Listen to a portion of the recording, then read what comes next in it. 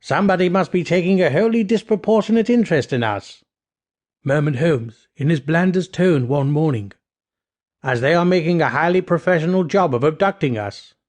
We had taken a walk before breakfast to buy cigarettes and newspapers.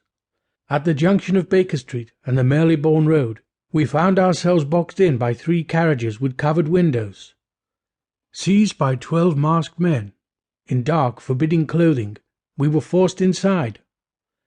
Against such odds, and particularly once pistols were pressed to our temples, any effort at resistance would have been pointless.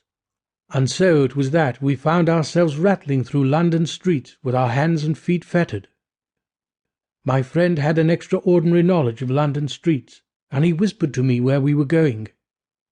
"Baker Street, left into the Marylebone Road, on into Euston Road, south down Gower Street, Bloomsbury Street, into St. Martin's Lane, left into William the Fourth Street, Agar Street, into Chandos Place and, inevitably, into Maiden Lane.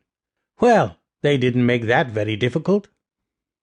Dark shrouds were put over our heads, and pistols pressed anew to our temples as we were dragged out of the carriage, across a pavement, into a building, up a flight of stairs, and bundled into what appeared to be a small larder, as there was a strong smell of food.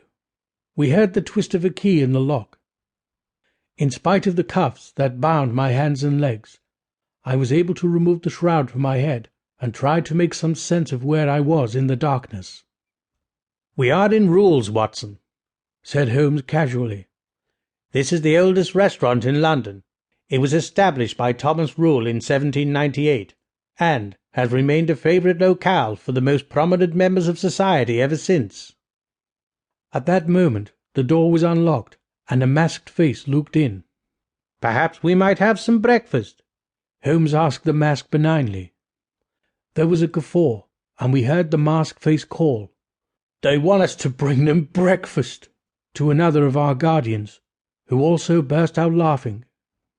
The door was closed, and then almost immediately reopened, as we were dragged into a large dining room.